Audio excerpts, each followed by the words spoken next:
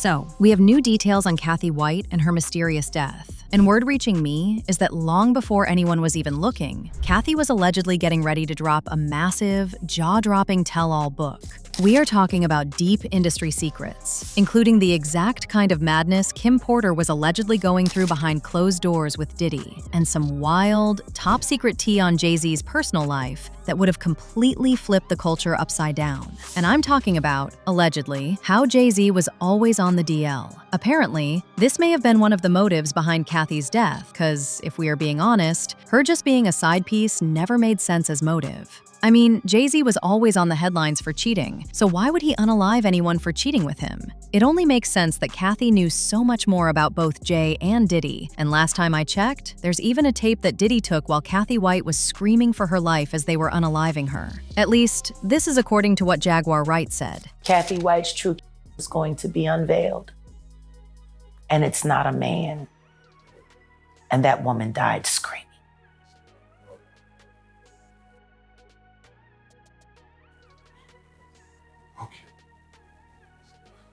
Anything else? Yeah. Show him the tape, Diddy. You got it. So yeah, they were possibly both in on it, and if word on the street is anything to go by, the truth may finally find its way. Now, as far as the relationship between Jay-Z and Cathy, these rumors had been there for a long while back in the day, but they seemingly intensified after Cathy and Claudia Jordan were spotted at Las Vegas's Tao nightclub, sitting at a table with Jay-Z and Diddy in 2010. See, Cathy was a close friend of Claudia Jordan, who was well known for being a homewrecker, and just like Claudia, Cathy had allegedly openly admitted to only messing with super rich guys, and that unless a man had a net worth of at least $50 million, she wouldn't pay him any attention, which means that Hova was a perfect catch for her. Because she was already making headlines for being Jay-Z's side piece, of course people started reaching out to land an exclusive, and Liz Crokin actually got one, and said that she managed to get a hold of Cathy at her job in New York over the phone, and during their first conversation, she denied having an affair with Jay-Z. But eventually, she was willing to spill the truth. But as we know, Cathy died mysteriously, and years later, Liz said she met sources who knew both Jay-Z, Cathy, and inside information on her death, and they strongly believed that Jay-Z had her unalived to silence her. Apparently, one source even told her that Jay-Z had law enforcement and even coroners in his back pocket. And the source also said that there are corrupt coroners in New York City who will rule homicides as natural deaths for cash. And we are talking about a man who had millions, so paying off corrupt coroners was really not a problem for Jay-Z. What do you mean she's dead? You know, what happened to her? This was just a beautiful, young, seemingly healthy 28-year-old woman. I was told that she didn't have any health issues, you know, and it was very shocking to hear. And her colleague did not know what happened to her or how she died or why she died, but all she knew is that she was dead. So obviously when I heard this, it was very troublesome and disturbing to find out that this woman who possibly was going to give me an exclusive story on her affair with one of the most powerful rappers in the world, that's very disturbing, and it certainly is very convenient for Jay-Z, isn't it, that she died. Then, according to an NYPD detective, Cathy's cause of death was uncertain, and the detective said that they had the autopsy and toxicology reports done to figure out what really happened to her, because they suspected foul play. Unsurprisingly, the real autopsy report never came out, and the information never found itself to the media. And to date, the general consensus is that Cathy was silenced, possibly by Jay-Z. Now, there are new reports claiming that one of the things Cathy wanted to expose was how Kim Porter was being treated by Jay-Z's BFF at the time, Diddy. And although she died years before Kim Porter, recent reports indicate that publicist Cathy White had allegedly already seen the patterns and written about them in detail before her sudden passing in 2011. The thing is, both women were operating in the same elite circles during the late 2000s, with allegations that Cathy had close ties or romantic links to both Diddy and Jay-Z around the same period. And what's coming out now is that, allegedly, Cathy and Kim shared inside information about the high-profile lifestyle, industry dynamics, and personal turmoil behind closed doors. Here's where it gets interesting, guys. Y'all know that one of the main secrets Kim allegedly wanted to expose was that Diddy was living a double life on the down low.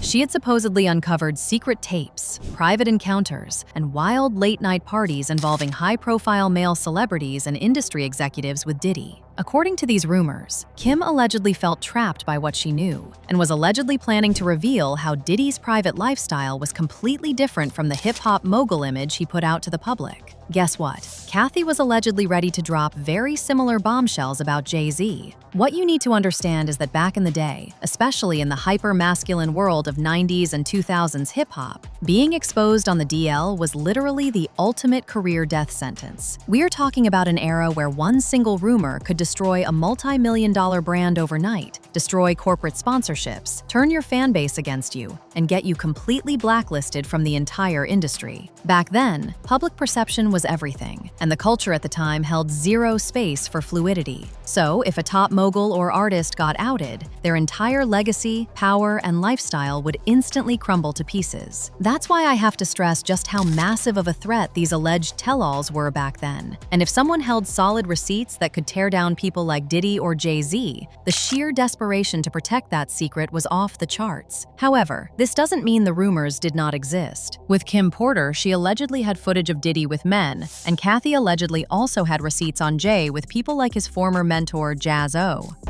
He's involved, but he's involved with this shit, man. He involved with that play shit.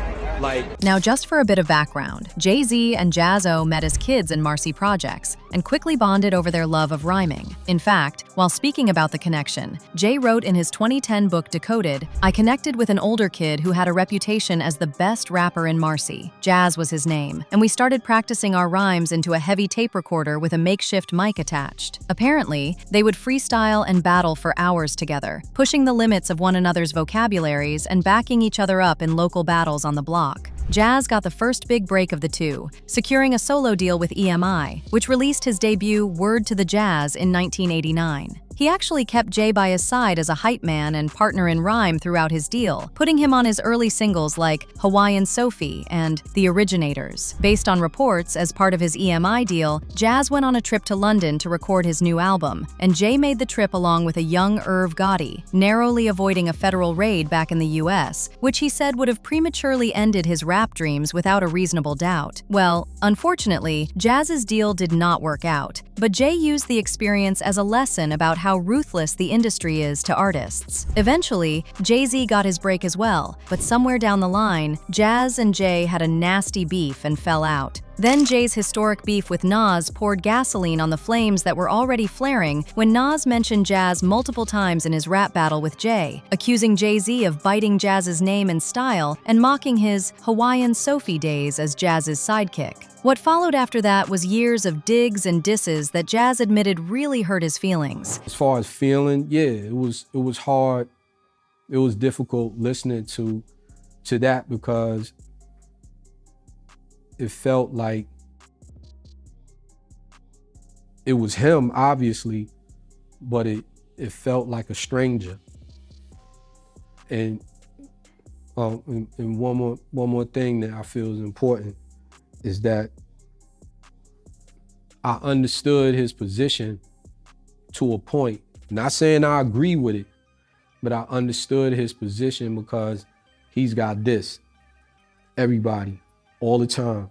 Before the status that we see now, he had that all the time because the main thing was even into the late 90s, it was still Jazz and Jay-Z. Allegedly, the beef that was going on had something to do with a romantic fallout between the two. I know this may seem like news to a lot of people, but apparently, people who were around in the 90s know about the rumors, and a few have actually confirmed that there were speculations that the two were physically intimate. So, Cathy allegedly found out about secret recordings, private logs, and an entire hidden paper trail exposing the double life Jay-Z was living. And honestly, when you step back and think about it, if Jay-Z was just worried about an affair coming out, does that really hold up as a motive? I mean, Jay-Z had already been hit with public cheating allegations for years, so why would someone risk everything to unalive Cathy White over a standard cheating scandal? It just doesn't add up. There had to be something far bigger. Something so damaging that standard damage control couldn't touch it. And from what I've heard, Diddy allegedly stepped in to help Jay-Z get rid of Cathy and keep the lid on whatever she was holding. Basically, because Diddy and Jay were so close, they were essentially protecting the same vault. Then, when it was time for Diddy to stop Kim Porter from exposing him, allegedly, Jay-Z also came through for him. Insiders are revealing that Jay allegedly put his own network and resources on the line to make sure the narrative stayed under control, and that the alleged tell-all never saw the light of day, just like Cathy White's never saw the light of day. And somehow they both died of very mysterious circumstances. Cathy from a sudden brain aneurysm in 2011, and Kim Porter died from sudden lobar pneumonia in 2018. There has to be a connection here, right? Anyway, the way things are going right now, if there really is a hidden truth behind what happened to Kim and Cathy, it feels like it's only a matter of time before it all comes spilling out into the light. But meanwhile, let me know whether you believe there's any relation to these two deaths in the comments section below.